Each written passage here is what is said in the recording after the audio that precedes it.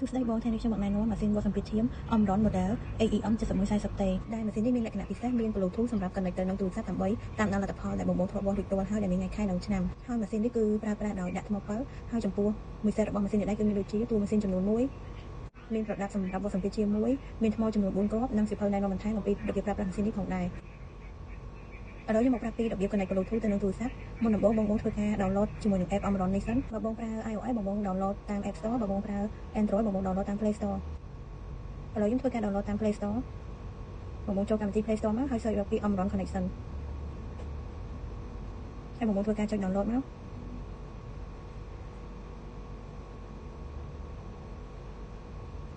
ពេល download រួចបងចុច open មក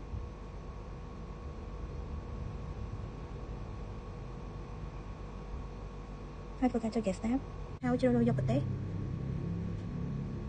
ហើយចុច update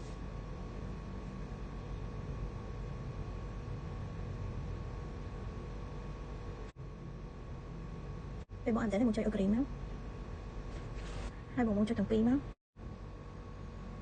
ហើយចុច next ហើយយកពាក្យ allow ហើយចុច start ហើយចុចយកពាក្យ blood pressure មកហើយបងបើក Bluetooth មកហើយបន្ទាប់មកបងធ្វើការបើក Bluetooth ជាមួយនឹងម៉ាស៊ីនយើងដែរមកហើយបន្ទាប់មកបងចុច done ហើយជ្រើសរើសយកឈ្មោះម៉ាស៊ីនរបស់យើងគឺ AEM 7140ហើយបងចុចលើវាមកហើយចុច OK ហើយធ្វើការដាក់ថ្ងៃខែឆ្នាំកំណើតរបស់យើងមកថ្ងៃខែហើយបន្ទាប់មកឆ្នាំហើយចុច OK ចុច OK ហើយចុច next បន្ទាប់មកគេឲ្យបងដាក់ page ហើយចុច next ទៀតហើយគេឲ្យបងធ្វើការបើក Bluetooth ទៅនឹងម៉ាស៊ីនចុចឲ្យបាន2 second មក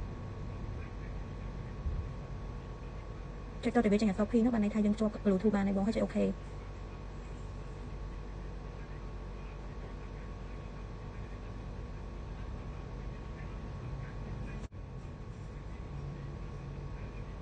ដែលនៅលើនេះគេមានបញ្ជាក់ថ្ងៃខែឆ្នាំនិងម៉ោងដែលវាស់ងាយស្រួលសម្រាប់បងតាមដានលទ្ធផលទៅខ្លួនឯងនៅផ្ទះដោយភ្ជាប់ទៅនឹងទូរស័ព្ទហើយអាចតាមដានលទ្ធផលដែលបងធ្លាប់វាស់ពីមុនមកបានហើយពេលដែល connect រួចរាល់ហើយបងអាចធ្វើការវាស់បានមុននឹងវាស់ហ្នឹងពេលដែលវាស់ហ្នឹងបងធ្វើការដាក់ថ្មពិលដែលថ្មពិលខ្ញុំដាក់ហើយបង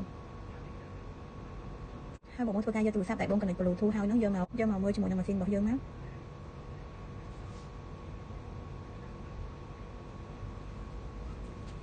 ហើយមុននឹងធ្វើការវាស់ហ្នឹងបងធ្វើការសម្រាប់រយៈពេលពី5ទៅ10នាទីសិនហើយពាក់អាវដែលមានសាច់ចំណាត់ស្តើងងាយស្រួលក្នុងការវាស់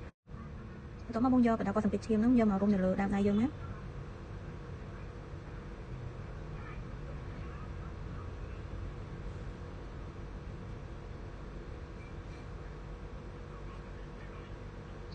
ហើយយកភ្ជាប់ទៅនឹងតួម៉ាស៊ីនរបស់យើង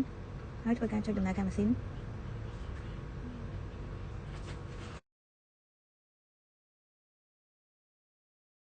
ហើយពេលដែលវា load OK ហ្នឹងបានន័យថាយើងវាស់បានត្រឹមត្រូវហើយ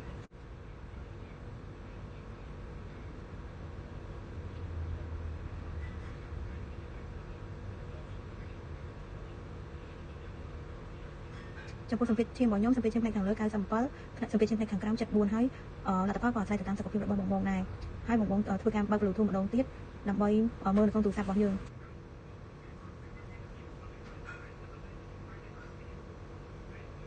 នេះបងលទ្ធផលយើងអាចផ្ទៀងផ្ទាត់ជាមួយនឹងទូរស័ព្ទរបស់យើងបានហើយអាចតាមដានលទ្ធផលដែលយើងវាស់ប្រចាំថ្ងៃបាន